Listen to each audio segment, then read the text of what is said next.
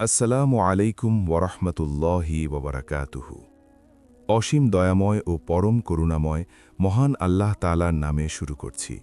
দিনের আলোয় আলোকিত হোক প্রতিটি হৃদয়, শান্তির সুশীতল পরশে জুড়িয়ে যাক প্রতিটি আত্মা। আপনাদের সবাইকে সাদর আমন্ত্রণ জানাচ্ছি আমাদের আজকের এই স্নিগ্ধ ও রুহানি আয়োজনে। আজ আমরা ডুব দেব ইসলামের এমন এক সোনালী অধ্যায়ে, এমন এক শিক্ষণীয় কাহিনীতে, যা আপনার ঈমানকে করবে আরও মজবুত আর অস্থির হৃদয়কে করবে প্রশান্ত। দুনিয়ার সব কোলাহল আর শত ব্যস্ততা ভুলে চলুন কিছুক্ষণ স্রষ্টার স্মরণে আর তার প্রিয় বান্দাদের চমৎকার জীবন কাহিনীতে নিজেদের হারিয়ে ফেলি।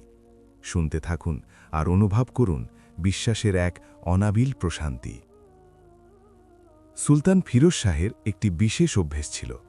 তিনি প্রায়শই রাতের অন্ধকারে ছদ্মবেশ ধারণ করে আজমগড় শহরের অলিগলিতে ঘুরে বেড়াতেন। এর মূল উদ্দেশ্য ছিল প্রজাদের প্রকৃত অবস্থা নিজের চোখে পর্যবেক্ষণ করা। তার বিশ্বস্ত উজির ইকবাল সবসময় ছায়ার মতো তার সঙ্গী হতেন। একদিন রাতে হাঁটতে হাঁটতে তারা যখন শহরের মূল চত্বরের কাছে পৌঁছলেন, তখন এক অদ্ভুত দৃশ্য তাদের চোখে পড়ল।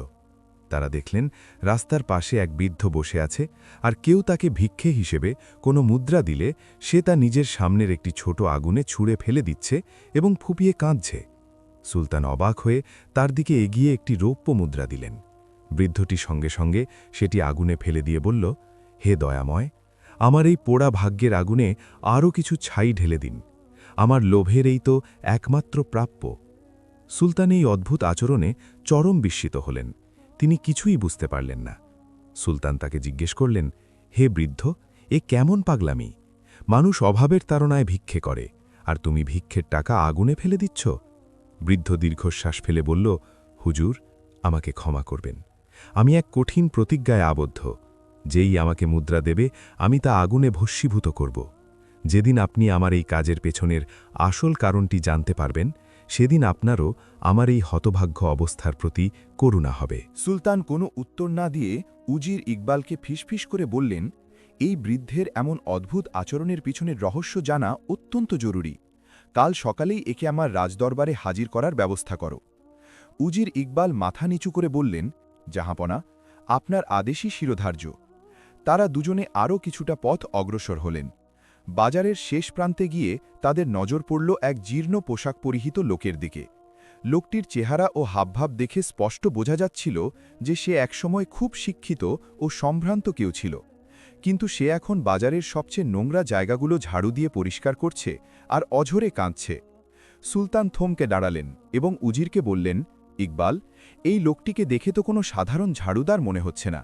এর পেছনে নিশ্চয়ই কোনো গভীর রহস্য লুকিয়ে আছে। একেও আগামীকাল সকালে দরবারে উপস্থিত করবে। উজির বললেন, জাহাপনা, আপনার আদেশই শিরোধার্য।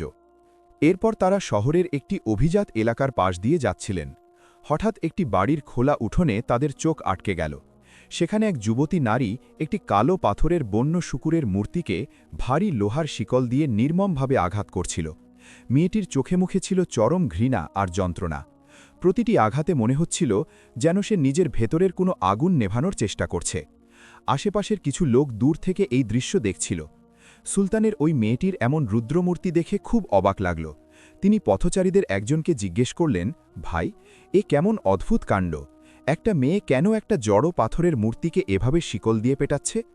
লোকেরা উত্তর দিল, মহাশয়, আমরাও ঠিক জানি না এর আসল কারণ কি, তবে আমরা প্রতিদিন রাতে ঠিক এই সময়ে তাকে এই মূর্তিকে এভাবেই পেটাতে দেখি। মূর্তিটা তো তার নিজের বাড়ির উঠোনেই, তাই সে যা খুশি করুক, আমরা আর কি বলতে পারি। সুলতান উজিরকে বললেন, কাল সকালে এই যুবতীকেও দরবারে নিয়ে আসবে। আমি এর পেছনের সত্যটা জানতে চাই। উজির ইকবাল বললেন, জাহাপনা, আপনার আদেশই শিরোধার্য। তারা আরেকটু সামনে এগোতেই দেখলেন মসজিদের সিঁড়িতে দাঁড়িয়ে এক ব্যক্তি বস্তা থেকে মুঠো মুঠো রূপো ও চাল বের করে গরিবদের মাঝে অকাতরে বিলিয়ে দিচ্ছেন। সুলতান ফিরোজ শাহ এই দৃশ্য দেখে হতবাক হয়ে গেলেন। একজন সাধারণ মানুষের পক্ষে এভাবে দু হাতে সম্পদ বিলিয়ে দেওয়া চারটিখানি কথা নয়। সুলতান বললেন, হে ইকবাল, কাল সকালে এই দানশীল ব্যক্তিকেও দরবারে ডেকে পাঠাবে। আমি তার এই অঢেল সম্পদের উৎস সম্পর্কে জানতে চাই। এরপর সুলতান নিজের প্রাসাদে ফিরে গেলেন। পরদিন সকালে সুলতান যখন রাজদরবারে এসে সিংহাসনে বসলেন তখন দেখলেন আগের রাতে ডেকে পাঠানো সেই 4 জন ব্যক্তি ইতোমধ্যেই সেখানে উপস্থিত রয়েছে। সুলতান প্রথমেই সেই যুবতীকে সামনে আসার নির্দেশ দিলেন, যে পাথরের মূর্তিকে পেটাচ্ছিল। সুলতান গম্ভীর কণ্ঠে বললেন, হে নারী, গত রাতে আমি স্বচক্ষে দেখেছি যে তুমি একটি পাথরের মূর্তিকে লোহার শিকল দিয়ে প্রচণ্ড আক্রোশে আঘাত করছিলে, আর লোকেরা বলল তুমি প্রতিদিন রাতেই এমনটা করে থাকো। জড় বস্তুর ওপর এমন আক্রোশ দেখানোর পেছনের কারণ যদি তুমি আজ আমাকে স্পষ্টভাবে না বোঝাতে পারো, তবে তোমায় কঠিন শাস্তির সম্মুখীন হতে হবে। এ কথা শুনতেই যুবতীর চোখ থেকে অশ্রু ঝরে পড়তে লাগল। সে মাথা নত করে দাঁড়িয়ে রইল। সুলতান নরম সুরে বললেন, ভয় পেও না, তোমার জীবনে ঘটে যাওয়া সত্য ঘটনাটি নির্ভয়ে খুলে বলো। তখন যুবতীটি চোখের জল মুছে তার কাহিনী বলতে শুরু করল। হে জাহাপনা, আমার নাম জুবাইদা। আমার পিতা শহরের একজন নামকরা ব্যবসায়ী ছিলেন। তিনি আমার জন্যে প্রচুর ধন সম্পদ রেখে পরপারে পাড়ি জমান। আমার কোনো কিছুরই অভাব ছিল না, কিন্তু আমার মনে হলো একা এই বিশাল বাড়িতে থাকার চেয়ে একজন জীবনসঙ্গী বেছে নেওয়া প্রয়োজন। আমি বাইরের জগতের ধূর্ত মানুষদের বিশ্বাস করতাম না, তাই আমি সিদ্ধান্ত নিয়েছিলাম দূরের কোনো গ্রাম থেকে আসা এক সহজ সরল ও অচেনা যুবককে আমি বিয়ে করব। একদিন হাটে এক সুদর্শন শান্ত স্বভাবের যুবককে আমার পছন্দ হয়। তার নাম ছিল কাদির। আমি তাকে প্রস্তাব দিই এবং আমরা বিবাহ বন্ধনে আবদ্ধ হই। সে আমার জীবনে আসায় আমি ভেবেছিলাম আমার সংসার সুখে ভরে উঠবে, কিন্তু বিয়ের কয়েকদিন পর থেকেই আমি কাদিরের মধ্যে কিছু অস্বাভাবিক বিষয় লক্ষ্য করতে শুরু করলাম। তার শরীর সবসময় বরফের মতো শীতল থাকত। রাতে যখন আমরা খেতে বসতাম, সে সাধারণ কোনো খাবার ছুঁয়েও দেখত না। সে শুধু কাঁচা মাংসের টুকরো চিবিয়ে খেত। আমি ভাবতাম হয়তো তার দেশের মানুষের খাদ্যাভ্যাস এমনই।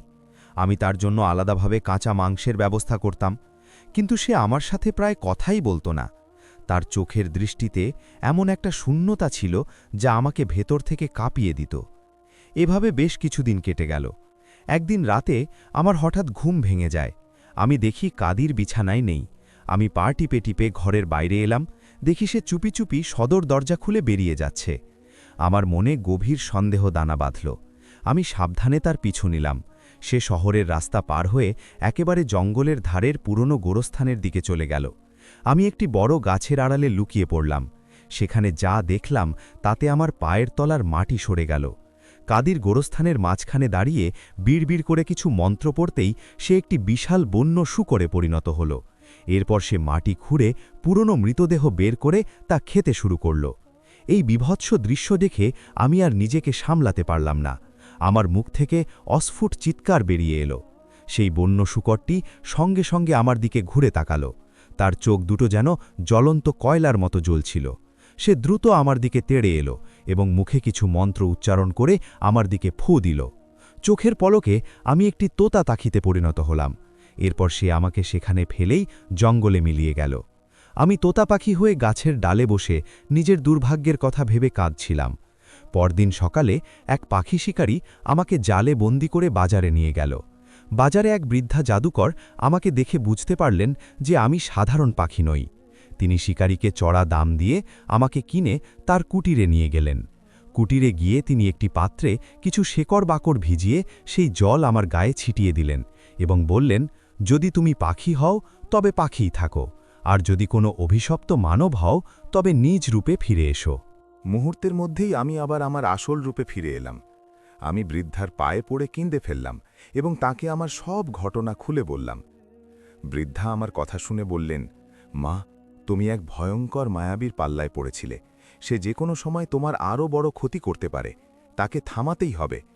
এই বলে বৃদ্ধা আমাকে এক মুঠো জাদুকরি ছাই দিলেন। বললেন, বাড়ি ফিরে যাও। সে যখনই বাড়িতে ঢুকবে এই ছাই তার গায়ে ছুঁড়ে দিয়ে বলবে, হে পিশাচ, তুই এবার মানুষ থেকে পাথরের বন্য শূকর হয়ে যা। সে পাথর হয়ে যাবে। এরপর প্রতিদিন রাতে তাকে লোহার শিকল দিয়ে পেটাবে, নইলে তার ভেতরের মায়া আবার জাগ্রত হতে পারে। আমি তক্ষুনি বাড়ি ফিরে এলাম। কিছুক্ষণ পর কাদির মানুষের রূপে বাড়িতে প্রবেশ করল। আমি সুযোগ বুঝে সেই জাদুকরি ছাই তার গায়ে ছুঁড়ে দিয়ে বললাম, হে পিশাচ, তুই এবার মানুষ থেকে পাথরের বন্য শূকর হয়ে যা। আমার কথা শেষ হতেই সে একটি পাথরের মূর্তিতে পরিণত হল। সেই থেকে জাহাপনা আমি তাকে প্রতিদিন রাতে শিকল দিয়ে পেটাই, যাতে তার পৈশাচিক সত্তা আর কখনো ফিরে আসতে না পারে। সুলতান ফিরোজ শাহ দীর্ঘশ্বাস ফেলে বললেন, হে নারী, তোমার কাহিনী সত্যিই হৃদয়বিদারক। ওই পিশাচ তার কর্মের সঠিক শাস্তিই পাচ্ছে। তবে তুমি একজন জ্ঞানী সাধুর পরামর্শ নিয়ে এমন কোনো ব্যবস্থা করো যাতে তোমাকে আর প্রতিদিন এই মানসিক যন্ত্রণার মধ্য দিয়ে যেতে না হয়, এবং তুমি একটি সুন্দর ও স্বাভাবিক জীবন শুরু করতে পারো। এরপর সুলতান সেই দানশীল ব্যক্তির দিকে ফিরলেন, যিনি 2 হাতে সম্পদ বিলিয়ে দিচ্ছিলেন। সুলতান জিজ্ঞেস করলেন, গতরাতে আমি তোমাকে অকাতরে ধন সম্পদ দান করতে দেখেছি। তোমার এই বিশাল সম্পদের পেছনে নিশ্চয়ই কোনো বিশেষ ঘটনা রয়েছে। তুমি তোমার জীবনের গল্প আমাদের শোনাও। লোকটি কুর্নিশরে বলতে শুরু করল, জাহাপনা, আমার নাম রহিম। আমি পেশায় একজন গরিব কাঠুরিয়া ছিলাম। সারাদিন হাড় ভাঙা খাটুনি খেটে যে সামান্য কাঠ বিক্রি করতাম, তা দিয়ে আমার পরিবারের দুবেলা আধপেটা খেয়ে দিন কাটত। তবু আমি কখনো সৃষ্টিকর্তার ওপর অসন্তুষ্ট ছিলাম না। একদিন আমি কাঠ কাটার কুড়ুল ধার করছিলাম, এমন সময় আমার কাছে শহরের 2জন বড় ধনী ব্যবসায়ী এসে দাঁড়ালেন। তাদের একজনের নাম ছিল খোরশেদ, আরেকজনের নাম ছিল জামশেদ। তারা দুজনে নিজেদের মধ্যে একটি বিষয় নিয়ে তুমুল তর্ক করছিলেন। খোরশেদ বলছিলেন, মানুষ তার ভাগ্য নিজের কঠোর পরিশ্রম ও বুদ্ধিমত্তা দিয়েই পরিবর্তন করতে পারে, কিন্তু পুঁজি ছাড়া কোনো মানুষই তার শ্রমের সঠিক দাম পায় না। একটু পুঁজি পেলে যে কোনো পরিশ্রমী মানুষই ঘুরে দাঁড়াতে পারে। অন্যদিকে জামশেদ বলছিলেন, আমি তোমার সাথে একমত নই বন্ধু। সব কিছুই হল তকদির বা ভাগ্যের লিখন। ভাগ্যে না থাকলে তুমি কাউকে 1000 মোহর দিলেও সে তা হারিয়ে ফেলবে, আর ভাগ্যে থাকলে সামান্য ধুলো থেকেও সে রাজপ্রাসাদ গড়তে পারে। খোরশেদ বললেন, তাহলে চলো আমরা প্রমাণ করে দেখি। এই গরিব কাঠুরিয়াটিকে আমি কিছু পুঁজি দেব, দেখি সে তার পরিশ্রম দিয়ে ভাগ্য বদলাতে পারে কিনা। এই বলে খোরশেদ আমাকে 200 স্বর্ণমুদ্রা দিয়ে বললেন, হে রহিম, তুমি খুব পরিশ্রমী। এই মুদ্রাগুলো দিয়ে তুমি কাঠের ব্যবসা শুরু করো। আমার বিশ্বাস তুমি অনেক উন্নতি করবে। আমি এতগুলো স্বর্ণমুদ্রা পেয়ে আনন্দে আত্মহারা হয়ে গেলাম। তাদের অনেক দোয়া করে আমি বাড়ি ফিরলাম, কিন্তু এতগুলো টাকা কোথায় লুকাবো তা নিয়ে চিন্তায় পড়ে গেলাম। অবশেষে আমি একটি ফাঁপা কাঠের গুঁড়ির ভেতরে মুদ্রাগুলো লুকিয়ে রাখলাম। পরদিন আমি বাজারে গেলাম নতুন কুড়ুল আর করাত কিনতে, কিন্তু আমি বাড়ি ফেরার আগেই এক কাণ্ড ঘটল। এক রুটিওয়ালা জ্বালানির খোঁজে আমার বাড়িতে এসেছিল। আমার স্ত্রী না বুঝে ওই ফাঁপা কাঠের গুঁড়িটি সামান্য কয়েকটি পয়সার বিনিময়ে রুটিওয়ালার কাছে বিক্রি করে দিল। আমি ফিরে এসে যখন সব শুনলাম, তখন আমার মাথায় আকাশ ভেঙে পড়ল। আমি হাউমাউ করে কেঁদে উঠলাম। কিন্তু যা হওয়ার তা তো হয়েই গেছে। আমি আবার সেই পুরনো জীবনে ফিরে গেলাম। 1 বছর পর খোরশেদ ও জামশেদ আমার অবস্থা দেখতে এলেন। আমাকে আগের মতোই কুড়ুল ধার করতে দেখে খোরশেদ অবাক হলেন। আমি তাদের সব ঘটনা খুলে বললাম। জামশেদ মুচকি হাসলেন, কিন্তু খোরশেদ হার মানতে নারাজ। তিনি আমাকে আবারও 200 স্বর্ণমুদ্রা দিয়ে বললেন, এবার সাবধানে রেখো। আমি এবার মুদ্রাগুলো একটি আটার বড় পাত্রের একেবারে নিচে লুকিয়ে রাখলাম। কিন্তু আমার দুর্ভাগ্য, পরদিন আমি কাজে গেলে এক ক্ষুধার্ত ফকির আমাদের বাড়িতে এসে খাবার চায়। ঘরে কোনো তৈরি খাবার না থাকায় আমার স্ত্রী পুণ্য লাভের আশায় আটার ওই পুরো পাত্রটিই ফকিরকে দান করে দেয়। আমি বাড়ি ফিরে সব শুনে বাকরুদ্ধ হয়ে গেলাম। আমার ভাগ্য যেন আমাকে উপহাস করছিল। আরও কয়েক মাস পর ওই 2 বন্ধু আবার এলেন। আমার এই করুণ দশা দেখে খোরশেদ অত্যন্ত হতাশ হলেন এবং বুঝলেন যে ভাগ্য সত্যিই এক বড় বিষয়। তখন জামশেদ এগিয়ে এসে পকেট থেকে একটি মোটা এবড়ো খেবড়ো কাঁচের টুকরো বের করে আমাকে দিলেন। বললেন, বন্ধু, খোরশেদ তোমাকে অনেক সম্পদ দিয়েছে, কিন্তু কাজে লাগেনি। আমি তোমাকে এই মূল্যহীন কাঁচের টুকরোটি দিলাম, দেখি ভাগ্য তোমাকে কোথায় নিয়ে যায়। খোরশেদ এটা দেখে হাসলেন। তারা চলে গেলেন। আমি কাঁচের টুকরোটি পকেটে রেখে দিলাম। পরদিন খুব ভোরে আমি জঙ্গলে কাঠ কাটতে গেছি। প্রচণ্ড শীতের সকাল। সেখানে দেখলাম এক ভিনদেশী সাধু শীতে ঠকঠক করে কাঁপছেন। তার আগুন জ্বালানোর কোনো উপায় ছিল না। আমার হঠাৎ ওই কাঁচের টুকরোর কথা মনে পড়ল। আমি কাঁচটি দিয়ে সূর্যের আলো এক জায়গায় পুঞ্জীভূত করে শুকনো পাতায় আগুন জ্বালিয়ে দিলাম। সাধু খুব খুশি হলেন। তিনি আমাকে আশীর্বাদ করে একটি অদ্ভুত শুকনো গাছের শিকড় দিলেন এবং বললেন, এটি তোমার উপকারের সামান্য উপহার। আমি বাড়িতে ফিরে স্ত্রীকে শিকড়টি দিয়ে বললাম এটা রান্না করতে। স্ত্রী যখন বঁটি দিয়ে শিকড়টি কাটল, তখন তার ভেতর থেকে একটি জলজলে সবুজ রঙের পাথর বেরিয়ে এলো। পাথরটি থেকে এত আলো বেরোচ্ছিল যে পুরো ঘর আলোকিত হয়ে গেল। আমি বুঝতে পারলাম এটি কোনো সাধারণ পাথর নয়। আমি শহরের সবচেয়ে বড় জহুরির কাছে সেটি নিয়ে গেলাম। জহুরি পাথরটি দেখেই বিস্ময়ে লাথিয়ে উঠলেন এবং বললেন, এটি তো এক দুর্লভ পান্না, আমি এর জন্য তোমাকে 1,00,000 স্বর্ণমুদ্রা দেব। আমি তো আকাশ থেকে পড়লাম। সেই 1,00,000 স্বর্ণমুদ্রা দিয়ে আমি বিশাল কাঠের ব্যবসা শুরু করলাম। শহরের সব গরিব কাঠুরিয়াদের আমি আমার কারখানায় কাজ দিলাম। কিছুদিনের মধ্যেই আমি শহরের অন্যতম বড় ধনীতে পরিণত হলাম। একদিন খোরশেদ ও জামশেদ আমাকে খুঁজতে খুঁজতে আমার বিশাল কারখানায় এসে উপস্থিত হলেন। আমার এই অভাবনীয় উন্নতি দেখে তারা হতবাক। আমি তাদের সাদরে বসিয়ে পান্নার ঘটনাটি শোনালাম। তখন জামশেদ বললেন, দেখলে খোরশেদ, আমি বলেছিলাম না, ভাগ্যে থাকলে সামান্য কাঁচের টুকরো মানুষকে রাজাধিরাজ বানাতে পারে। ঠিক সেই সময় আমার এক কর্মচারী এসে বলল, মালিক, এক রুটিওয়ালা এই পুরনো কাঠের গুঁড়িটা ফেরত দিতে এসেছে, বলছে এটা চেরাই করা যাচ্ছে না। আমি অবাক হয়ে দেখলাম এটা সেই কাঠের গুঁড়ি। আমি সেটার ভেতর হাত দিয়ে দেখলাম আমার সেই প্রথম 200 স্বর্ণমুদ্রা অক্ষত আছে।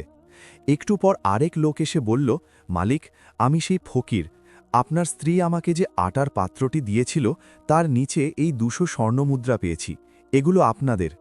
আমার 2 বন্ধু এই দৃশ্য দেখে নিশ্চিত হলেন যে ভাগ্যের লিখন সত্যি খণ্ডানো যায় না। জাহাপনা, সেই দিন থেকে আমি প্রতিজ্ঞা করেছি, ভাগ্য আমাকে যা দিয়েছে আমি তা 2 হাতে গরিবদের মাঝে বিলিয়ে দেব। আর আশ্চর্যের বিষয় হল, আমি যত দান করি আমার সম্পদ তত বেড়েই চলে। সুলতান খুব আনন্দিত হলেন এবং বললেন, তোমার কাহিনী সত্যিই শিক্ষণীয়। এরপর সুলতান সেই ঝাড়ুদারের দিকে তাকালেন, যে এক সময় সম্ভ্রান্ত ব্যক্তি ছিল। সুলতান বললেন, এবার তুমি তোমার কাহিনী শোনাও। লোকটি কাঁদতে কাঁদতে বলতে শুরু করল, জাহাপনা, আমার নাম হাকিম। আমি এই শহরের একজন নামকরা চিকিৎসক ছিলাম। আমার কাছে প্রচুর মানুষ চিকিৎসা নিতে আসত, কিন্তু আমার মনে তিলমাত্র দয়া ছিল না। আমি রোগীদের দুর্বলতার সুযোগ নিয়ে তাদের কাছ থেকে প্রচুর অর্থ হাতিয়ে নিতাম। একদিন আমার মাথায় এক শয়তানি বুদ্ধি এলো। আমি ভাবলাম, শুধু রোগীদের কাছ থেকে টাকা নিয়ে আমি কত আর ধনী হব। আমি যদি নিজে কোনো দুরারোগ্য ব্যাধিতে আক্রান্ত হওয়ার ভান করি, তবে পুরো শহরের মানুষ আমার চিকিৎসার জন্য অঢেল অর্থ দান করবে। যেমন ভাবা তেমন কাজ। আমি বিছানায় শুয়ে পড়লাম এবং চারদিকে খবর রটিয়ে দিলাম যে আমি এক ভয়ানক রোগে আক্রান্ত। আমার এই মিথ্যা খবর শুনে শহরের সব মানুষ আমার বাড়িতে ভিড় জমালো। তারা আমার চিকিৎসার জন্যে প্রচুর অর্থ ও উপহার নিয়ে এলো। আমি মনে মনে হাসছিলাম আর ভাবছিলাম যে বিনা পরিশ্রমে কত সম্পদ পেয়ে গেলাম। কিন্তু আমার অভিনয়কে আরও বিশ্বাসযোগ্য করার জন্যে আমি একটি বিশেষ ভেষজ তরল তৈরি করে পান করলাম, যাতে আমার গায়ের রং সাময়িকভাবে ফ্যাকাশে হয়ে যায় এবং আমাকে সত্যিই রুগ্ন দেখায়। কিন্তু ভাগ্যের কি নির্মম পরিহাস! ওই তরলটি তৈরি করতে আমি একটি ভুল শেকড় ব্যবহার করেছিলাম। তরলটি পান করার কিছুক্ষণ পরই আমার শরীরের ভেতর যেন আগুন জ্বলে উঠল। আমার স্নায়ুতন্ত্র বিকল হতে শুরু করল এবং আমার মুখের পেশিগুলো স্থায়ীভাবে বেঁকে বিকৃত হয়ে গেল। আমি ব্যথায় চিৎকার করতে লাগলাম। লোকেরা ভাবল আমার রোগের প্রকোপ বেড়েছে। কয়েকদিন পর যখন আমি আমার এই নতুন বিকৃত চেহারা নিয়ে বারান্দায় দাঁড়িয়েছিলাম, তখন আমি মানুষকে বোঝাতে চাইলাম যে আমি একটি জাদুকরী ওষুধে সুস্থ হচ্ছি। আমি বারান্দার রেলিংয়ে ভর দিয়ে একটি ভুয়া অলৌকিক সুস্থতার অভিনয় করতে গেলাম, কিন্তু হঠাৎ রেলিংটি ভেঙে পড়ল। আমি সোজা নিচে পাথরের ওপর পড়ে গেলাম। আমার মেরুদণ্ড ভেঙে গেল এবং আমি চিরতরে পঙ্গু হয়ে গেলাম। জাহাপনা, আমার মিথ্যাচার এবং লোভের কারণেই আমি আমার সুস্থ শরীর এবং সম্মান দুটোই হারিয়েছি। আমি আমার রোগীদের সাথে যে প্রতারণা করেছি তার প্রায়শ্চিত্ত করতেই আমি আজ এই পঙ্গু শরীর নিয়ে শহরের সবচেয়ে নোংরা জায়গাগুলো ঝাড়ু দিই। সুলতান দীর্ঘশ্বাস ফেলে বললেন, তুমি তোমার কর্মের সঠিক ফলই পেয়েছ, তবে তুমি তোমার ভুল বুঝতে পেরেছ, এটাই সবচেয়ে বড় কথা। সবশেষে সুলতান সেই বৃদ্ধের দিকে ফিরলেন যে আগুনে মুদ্রা ছুঁড়ে ফেলছিল। সুলতান বললেন, এবার তুমি তোমার এই অদ্ভুত আচরণের কারণ খুলে বলো। বৃদ্ধ মাথা নিচু করে বলতে শুরু করল, জাহাপনা, আমার নাম কামাল। আমি একসময় মশলার অনেক বড় ব্যবসায়ী ছিলাম। আমার অনেক সম্পদ ছিল, কিন্তু আমার মনের লোভ কখনোই মিটত না। আমি সবসময় ভাবতাম কিভাবে আমি পৃথিবীর সবচেয়ে ধনী ব্যক্তি হতে পারব। একদিন ব্যবসার কাজে পাহাড়ের পথ ধরে যাওয়ার সময় আমার সাথে এক রহস্যময় পর্যটকের দেখা হয়। আমরা একসাথে বসে খাবার খাই।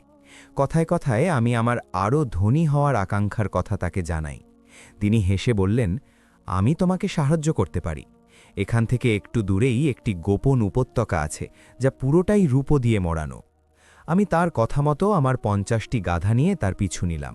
সেখানে গিয়ে দেখলাম সত্যিই চারদিকের উপর ছড়াছড়ি। আমি পাগলের মতো আমার সব গাধার পিঠে রূপো বোঝাই করলাম। পর্যটকটি আমাকে সাহায্য করলেন। ফেরার পথে আমার মনে হলো এই লোকটির কাছে নিশ্চয়ই আরও বড় কোনো গুপ্তধনের সন্ধান আছে। আমি তাকে বললাম, ভাই, তুমি তো আমাকে অনেক দিলে, কিন্তু তোমার নিজের জন্য তো কিছুই নিলে না। তোমার কাছে কি এমন কোনো জাদুকরী বস্তু আছে যা দিয়ে তুমি এসব খুঁজে পাও? আমাকে সেটা দিয়ে দাও। পর্যটকটি শান্ত স্বরে বললেন, আমার কাছে একটি জাদুকরী কম্পাস আছে। এটি খুললে এর কাঁটা সবসময় গুপ্তধনের দিকে নির্দেশ করে। কিন্তু সাবধান, এই কম্পাসের পেছনের ঢাকনাটি কখনো খুলবে না। যদি খোলো, তবে তোমার অর্জিত সমস্ত সম্পদ ছাইয়ে পরিণত হবে, আর তুমি তোমার দৃষ্টিশক্তি হারাবে। তিনি আমাকে কম্পাসটি দিয়ে চলে গেলেন। আমি সেই রূপো বোঝাই গাধাগুলো নিয়ে ফিরছিলাম, কিন্তু আমার মনের ভেতর লোভের পোকা নড়ে উঠল। আমি ভাবলাম, ওই পর্যটক নিশ্চয়ই মিথ্যা বলেছে। পেছনের ঢাকনার নিচে হয়তো পরশ পাথর তৈরির আসল রহস্য লুকিয়ে আছে, যা দিয়ে সব কিছু সোনায় পরিণত করা যায়। সে চায় না আমি সেই অসীম ক্ষমতার অধিকারী হই। আমার লোভ আমার হিতাহিত গান শূন্য করে দিল। আমি গাধাগুলোকে থামিয়ে কম্পাসটি হাতে নিলাম এবং জোর করে তার পেছনের ঢাকনাটি খুলে ফেললাম। ঢাকনা খুলতেই ভেতর থেকে আগুনের মতো উত্তপ্ত এক ঝলক বাতাস আমার মুখে এসে লাগল। আমার বাম চোখ চিরতরে অন্ধ হয়ে গেল, আর আমার চোখের সামনেই আমার সেই 50টি গাধার পিঠে থাকা সমস্ত রূপো মুহূর্তের মধ্যে পুড়ে কালো ছাই হয়ে গেল। আমি ব্যথায় আর হতাশায় মাটিতে লুটিয়ে পড়ে চিৎকার করতে লাগলাম, কিন্তু কে শুনবে আমার কান্না? আমার অসীম লোভই আমার সব ধ্বংস করে দিল। জাহাপনা, সেই দিন থেকে আমি প্রতিজ্ঞা করেছি, সম্পদের এই মোহ আসলে ছাই ছাড়া আর কিছুই নয়। তাই কেউ আমাকে কোনো মুদ্রা দিলে আমি তা আগুনে ছুঁড়ে ফেলে আমার লোভকে শাস্তি দিই, যাতে আর কোনোদিন সম্পদের মোহ আমাকে অন্ধ করতে না পারে। সুলতান ফিরোজ শাহ সবার কাহিনী শুনে অত্যন্ত প্রভাবিত হলেন। তিনি বললেন, তোমাদের প্রত্যেকের কাহিনীতেই মানুষের জীবনের এক একটি গভীর সত্য লুকিয়ে আছে। কেউ লোভের শিকার, কেউ প্রতারণার, কেউ জাদুর, আবার কেউ ভাগ্যের কাছে সমর্পিত। আমি আজ থেকে নির্দেশ দিচ্ছি, রাজকোষ থেকে তোমাদের 3 জনকেই প্রতিদিন পর্যাপ্ত ভাতা দেওয়া হবে, যাতে তোমাদের আর কষ্টে দিন কাটাতে না হয়। তোমরা তোমাদের ভুল থেকে শিক্ষা নিয়েছ। আশা করি সৃষ্টিকর্তা তোমাদের ক্ষমা করবেন। এরপর রহিম ও জুবাইদাকেও বিশেষ সম্মানে ভূষিত করে রাজদরবার থেকে বিদায় জানানো হলো। প্রিয় বন্ধুরা, গল্পটি যদি আপনাদের ভালো লেগে থাকে তবে অবশ্যই লাইক করুন, বন্ধুদের সাথে শেয়ার করুন এবং কমেন্ট বক্সে আপনাদের মূল্যবান মতামত আমাদের জানান। এমন আরও শিক্ষণীয় ও মজাদার গল্প শোনার জন্য আমাদের চ্যানেলটি সাবস্ক্রাইব করতে ভুলবেন না, আর পাশে থাকা বেল আইকনটিতেও প্রেস করে দিন, যাতে আমাদের আগামী নতুন ভিডিওগুলোর নোটিফিকেশন আপনারা সময় মতো পেয়ে যান। ধন্যবাদ। 1. অন্ধ লোভের করুণ পরিণতি। কামালের ঘটনা। মানুষের অসীম লোভ তার হিতাহিত জ্ঞান শূন্য করে দেয় এবং তার অর্জিত সব নেয়ামত ধ্বংস করে দেয়। আল্লাহ তাআলা যা দিয়েছেন তাতে সন্তুষ্ট বা শকরগোজার না হয়ে আরও পাওয়ার অন্ধ মোহ মানুষকে কেবল সর্বনাশের দিকেই নিয়ে যায়। প্রকৃত ধনী সেই যে অল্পে তুষ্ট থাকে। 2. তকদির বা ভাগ্যের ওপর বিশ্বাস ও দানের ফজিলত। রহিমের ঘটনা। মানুষের তকদির বা চেষ্টা যতই থাকুক, আল্লাহ তাআলা কারো ভাগ্যে রিজিক না রাখলে তা পাওয়া সম্ভব নয়। আবার তিনি চাইলে সামান্য কাঁচের টুকরোকেও বিশাল সম্পদে পরিণত করতে পারেন। এছাড়া এই ঘটনা শেখায় যে সম্পদের মোহ না করে তা গরিব দুঃখীদের মাঝে দান বা সদকা করলে সম্পদ কমে না, বরং তাতে আল্লাহর রহমত ও বরকত বহুগুণে বৃদ্ধি পায়।